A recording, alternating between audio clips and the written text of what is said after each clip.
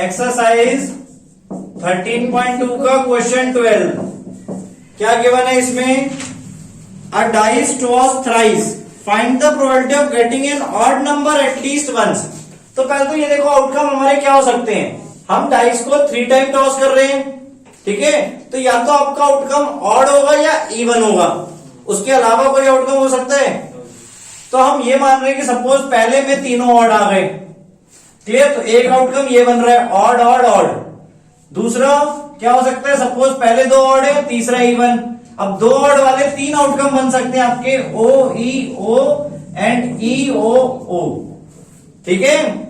ऐसे ही फिर अब 2 इवन है और 1 ऑड, तो ओ ई ओ ई और ई ओ, और फिर लास्ट केस आपका कि तीनों ही इवन हो गए, क्लियर।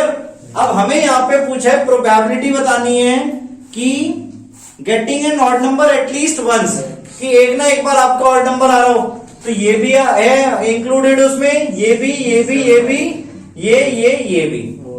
कौन सा नहीं है जिसमें ऑड नंबर नहीं आ रहा है, क्लियर। एटलीस्ट वंस बोला है मतलब एक ना एक बार आपका ऑड आ रहा हो, तो ये 7 आउटकम्स ऐसे हैं। तो प्रोबेबिलिटी हमारी क्या हो जाएगी, getting an odd number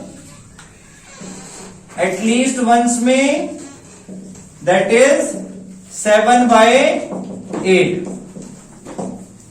clear. 13th question में देखो क्या गिवन है, 2 balls are drawn at random with replacement. With replacement बोला है यानी कि हमारी total number of balls again उतनी हो जाएंगी और आपकी जो अलग अलग टाइप ऑफ बॉल्स है वो भी सेम रहेंगी, क्लियर।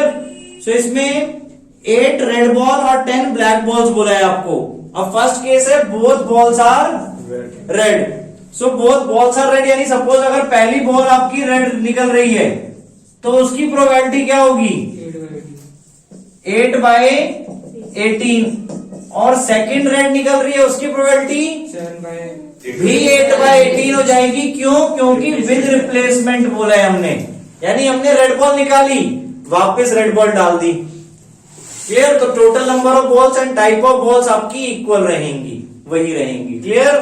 सो अब इसका आंसर क्या आ जाएगा, 4/9 ये हुआ, ये भी 4/9, सो आपका 16/81, क्लियर। सेकेंड पार्ट में हमें क्या बोला है, first ball is black and second ball is red, तो उसकी प्रोबेबिलिटी क्या हो जाएगी, फर्स्ट बॉल ब्लैक है तो ब्लैक की प्रोबेबिलिटी क्या होगी 10/18, एंड सेकेंड बॉल आपकी क्या है रेड की प्रोबेबिलिटी 8/18। अगेन यहां पर हम क्या कर रहे हैं, देखो टोटल नंबर ऑफ आउटकम्स 18 ही ले रहे हैं क्योंकि विद रिप्लेसमेंट, कि हमने ब्लैक निकाली वापस ब्लैक डाल दी दूसरी, क्लियर। सो इसमें क्या आ जाएगा आपका आंसर 5/9, ये 4/9, सो 20/81। अब थर्ड पार्ट में देखो सेकंड पार्ट जैसा ही है बट कुछ डिफरेंट है। क्या हमें बोला है, one of them is black. अब इसमें आपका ऑर्डर देखो क्या हो सकता है, ब्लैक के बाद रेड भी निकल सकती है या रेड के बाद ब्लैक भी निकल सकती है। हमने इसमें क्या किया था, ब्लैक के बाद रेड निकली थी, क्लियर। तो ब्लैक के बाद अगर रेड निकले तो उसकी प्रोबेबिलिटी क्या होगी 20/81। अगर रेड के बाद ब्लैक निकले तो उसकी प्रोबेबिलिटी भी 20/81 होगी। अब इनको क्या करेंगे हम, ये हमारे पास क्या है और, ठीक है ना, कि हमारा ये ऑर्डर बनना चाहिए कि एक ब्लैक होनी चाहिए एक रेड होनी चाहिए, कोई भी पहले पे निकले उससे हमें फर्क नहीं पड़ रहा है। हमारे लिए दोनों कंडीशन वही आंसर दे रही है जो हमें क्वेश्चन में पूछा है कि one of them is black and one of them is red, clear. तो दोनों की प्रोबेबिलिटी को हम क्या कर देंगे, ऐड, सो आंसर आ जाएगा आपका 40/81, क्लियर हुआ। सेकेंड पार्ट और थर्ड पार्ट में डिफरेंस।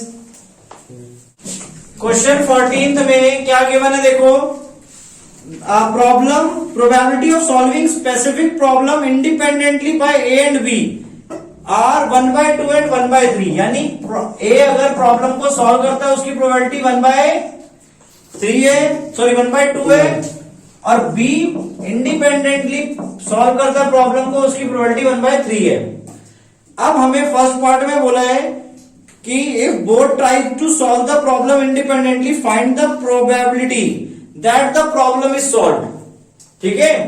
अब कंडीशंस क्या क्या हो सकती हैं, या तो दोनों सॉल्व कर दें, ठीक है, या ए नहीं सॉल्व कर रहा, यानी ए नॉट एंड बी कर रहा है, ठीक है, ये कंडीशन हो सकती है आपके पास, या ए कर रहा है और बी नहीं कर रहा है, ठीक है, या लास्ट कंडीशन क्या हो सकती है कि दोनों ही नहीं कर पा रहे हैं, ठीक है। तो ये वाली कंडीशन हमें नहीं लेनी। देखो इन तीनों कंडीशन में हमारी प्रॉब्लम तो सॉल्व हो जाएगी। क्लियर, दो स्टूडेंट्स हैं, या तो दोनों ही सॉल्व कर दें या दोनों में से कोई एटलीस्ट वन सॉल्व कर दे तो हमारे लिए तो प्रॉब्लम सॉल्व हो गई। क्लियर, तो हमें इन चीजों की प्रोबेबिलिटी निकालनी है। क्लियर, तो अब इसकी प्रोबेबिलिटी क्या होगी, देखो, और ये सब क्या है, और में हमारे पास कि या तो ये हो जाए या ये हो जाए या ये हो जाए, तो इनकी प्रोबेबिलिटी हम ऐड कर देंगे। अब ये कंडीशन क्या है कि दोनों सॉल्व कर रहे हैं, दोनों सॉल्व कर रहे हैं, यानी कि 1/2 इंटू 1/3 मल्टीप्लीकेशन थ्योरम आपकी, कि दोनों ही सॉल्व कर रहे हैं। सो प्रोबेबिलिटी कितनी हो गई, 1/6 प्लस ए नहीं कर रहा है, ए नहीं कर रहा है तो उसकी प्रोबेबिलिटी क्या होगी, 1/2, ठीक है ना। ए डैश कैसे निकालते हैं हम, 1 माइनस 1/2, क्लियर। और ऐसी पी बी डैश कैसे निकालेंगे, 1 माइनस 1/3 यानी कि 2/3, क्लियर। तो कितना आ जाएगा ये, 1/2 इंटू बी की प्रोबेबिलिटी दैट इज 1/3, या तीसरी कंडीशन क्या है, ए सॉल्व कर दे दैट इज 1/2 और बी नहीं सॉल्व कर रहे दैट इज 2/3। क्लियर हुआ ये चीज। अब इन सब की प्रोबेबिलिटी हम ऐड कर देंगे तो ये भी 1/6 आ गया, प्लस ये 2 कट गया, सो 1/3 आ गया, या 2/6 भी रख सकते हो, डायरेक्टली ऐड हो जाएगा। सो डायरेक्टली ऐड होके क्या बन जाएगा अब ये 4/6 यानी कि 2/3। तो अगर हमारी प्रॉब्लम सॉल्व हो जाए फर्स्ट पार्ट में, ठीक है, तो उसकी प्रोबेबिलिटी है 2/3। अब सेकंड पार्ट में इसी से रिलेटेड बोला है कि exactly one of them solve the problem, कि उनमें से कोई एक ही सॉल्व कर रहा है, यानी हमें ये वाली कंडीशन हटानी है सेकंड पार्ट में। क्लियर, या तो ए सॉल्व करे यानी A and B dash, B नहीं करे, या कौन सी कंडीशन, ए नहीं करे एंड बी कर दे सॉल्व, तो इन दोनों को हमें लेना है सिर्फ। क्लियर हुआ। तो इसकी प्रोबेबिलिटी क्या थी, 1/6 और इसकी 2/6, सो ऐड किया तो 3/6 यानी कि 1/2। ये आ गया आपका फाइनल आंसर सेकंड वाले का। क्लियर, इसमें exactly one of them solves the problem. अब हमने वो कंडीशन हटा दी कि दोनों सॉल्व कर रहे हैं, तो उसको हटा दिया हमने इसमें से। क्लियर।